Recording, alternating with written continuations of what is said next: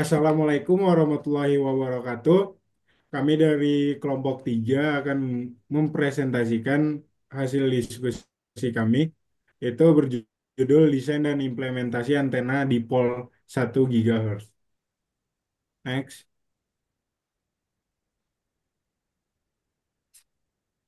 Yang pertama-tama, sebelumnya saya akan memperkenalkan anggota kelompok kami. Yang pertama saya sendiri, Muari Afifah Syari. Selanjutnya teman saya, Hanifah Septi Larasati, Faiz Nugroho Santoso, dan Muhammad Heri Astomo. Next. Jadi untuk dasar teori yang pertama tuh di sini kan kita menggunakan antena dipol. Jadi antena dipol tuh salah satu jenis antena yang paling dasar dan paling banyak digunakan dalam sistem sistem komunikasi. Eh, jadi antena ini tuh terdiri dari dua elemen konduktor yang memiliki panjang tertentu dan disusun sejajar pada sumbu yang sama. Next.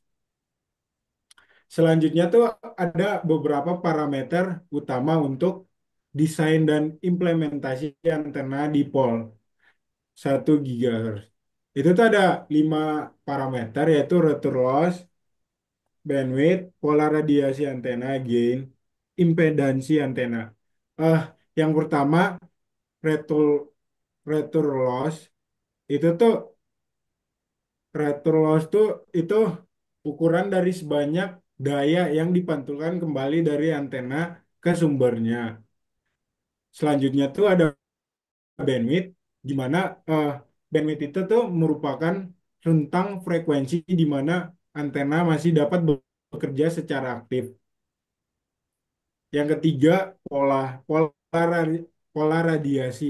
Itu tuh dia jatuhnya tuh menunjukkan arah penyebaran gelombang elektromagnetik dari antena untuk antena dipol. Selanjutnya gain, di mana itu tuh gain tersebut tuh menggambarkan kom- kemampuan antena dalam memfokuskan daya radiasi ke arah tertentu. Selanjutnya, yang kelima, impedansi. Eh, jadi impedansi di sini tuh biasanya digunakan pada 75 ohm untuk dipol idealnya. Jadi itu harus disesuaikan dengan impedansi sistem transmisinya agar perpindahan daya maksimal dan pantulnya minimal. Next. Oke, Selanjutnya, selanjutnya di sini saya akan menjelaskan desain antenanya. Pada gambar di sini ada dua batang silinder yang berwarna kuning, yaitu konduktor antenanya. Kemudian bagian tengah berwarna merah adalah titik feed point feed pointnya, yaitu tempat sinyal masuk. Kemudian ada elemen biru yang menunjukkan sambungan atau koneksi ke sistem. Kemudian ada tabel di sini untuk panjang dipolnya, yaitu sebelum optimasi kami mendapatkan nilai 150 mm. Kemudian ada R, yaitu radius silinder dipol, kami mendapatkan nilai 2,5 mm. Kemudian ada GAP, yaitu jarak kedua ujung dipol, kami mendapatkan 20 mm. Kemudian ada Z0, yaitu impedansi karakteristiknya, yaitu kami mendapatkan nilai 50 ohm. Selanjutnya ada panjang dipolnya, yaitu setelah optimasi kami mendapatkan nilai eh, 111,666865354 Next. Ah, sebentar, ada ralat. Jadi ah, kita di sini bukan mendapatkan nilainya, tapi kita menggunakan nilai yaitu sebesar 150, 2,5, 20, 50, dan terakhir setelah dioptimasi jadinya kita menggunakan 111,6 milimeter untuk eh, untuk mendapatkan 1 GHz ya. Lanjut. Kemudian ada perhitungan dan hasil simulasi. Yang pertama perhitungan di sini kami perhitungannya untuk menentukan panjang antena dipol pada frekuensi 1 GHz. Yang pertama ada menghitung panjang gelombang, yaitu rumusnya lambda sama dengan C per F sama dengan 3 kali 10 pangkat 8 dibagi 1 kali 10 pangkat 9 dengan hasil 0,3 meter atau 300 milimeter. Kemudian ada menghitung panjang antena dipol, yaitu L sama dengan lambda per 2. Mendapatkan dengan 300 dibagi 2 mendapatkan nilai 150 meter. Selanjutnya ada hasil simulasi untuk frekuensi sebelum optimasi. Kami nilainya yaitu 0,796 GHz dan setelah optimasi 1 GHz. Untuk yang kedua ada return loss-nya sebelum optimasi mendapatkan min 3,610. Setelah optimasi min 26,75 dB. Yang ketiga ada bandwidth-nya. Di sini sebelum optimasi 91,53 MHz. Kemudian ada setelah optimasinya mendapatkan 117 MHz.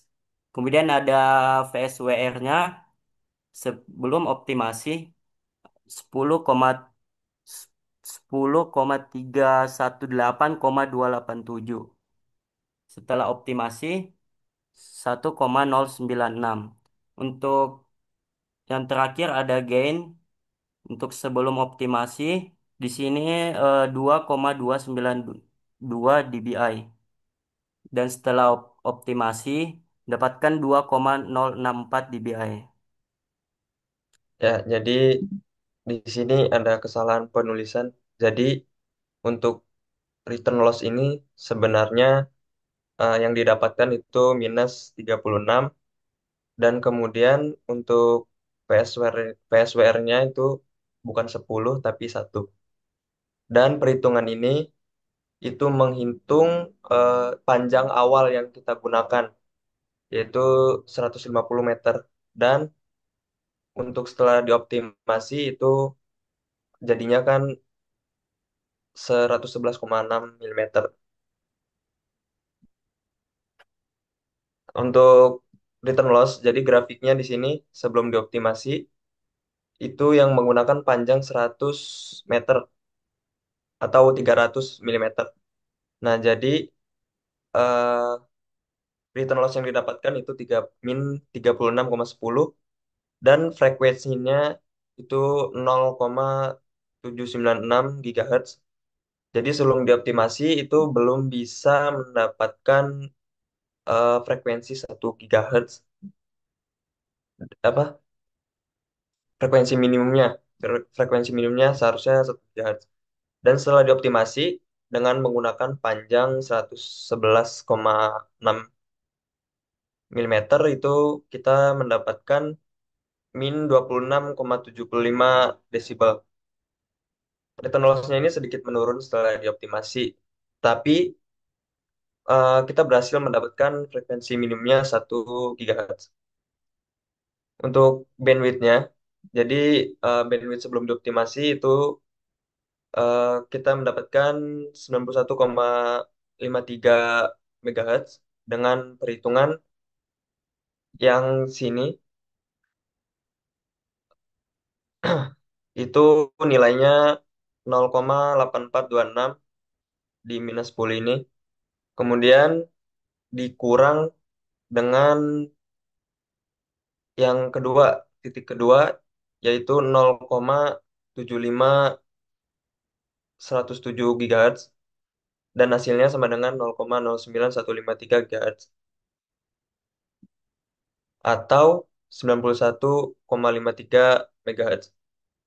Dan sudah dioptimasi dengan menggunakan panjang 111,6 mm, itu bandwidthnya kita dapat 25,47 MHz.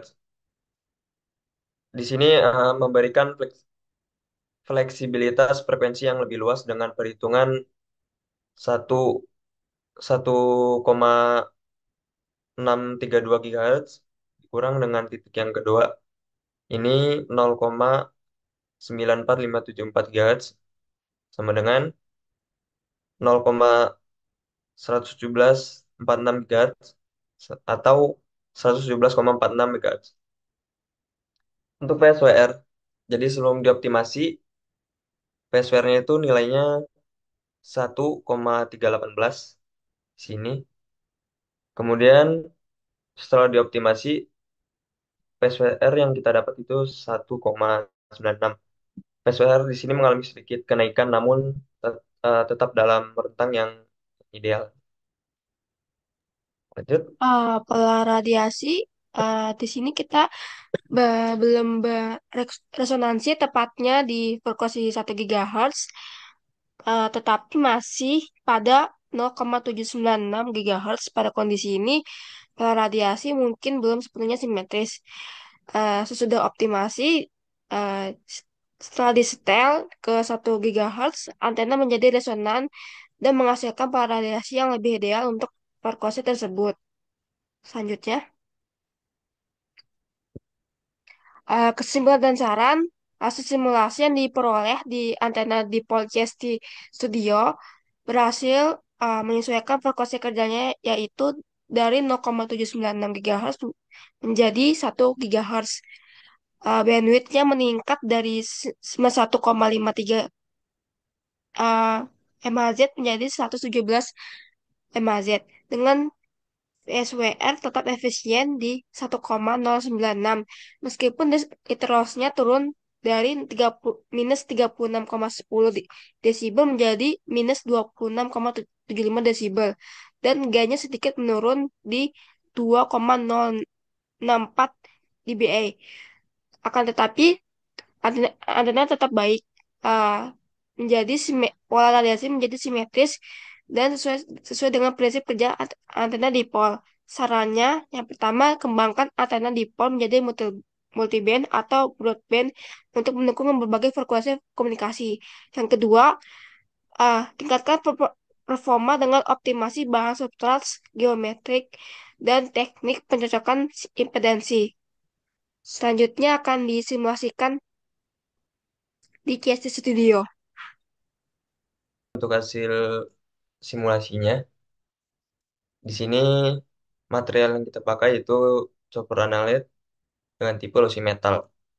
Nah, impedansi yang dipakai itu 50, kemudian radiasinya 2,5 dan panjangnya 111,6 yang ini sudah dioptimasi. Gapnya sini 20 nilainya. Sebelum dioptimasi kita menggunakan 150 meter atau 300 milimeter. Kemudian untuk S parameter, untuk return loss-nya ini sudah dijelaskan tadi. Ini setelah dioptimasi kita sudah mendapatkan 1 GHz. Kemudian frekuensi yang kita pakai itu dengan minimal frekuensi 0,5 GHz sampai maksimalnya 1,5 GHz. Kemudian, nah ini untuk PSWR-nya.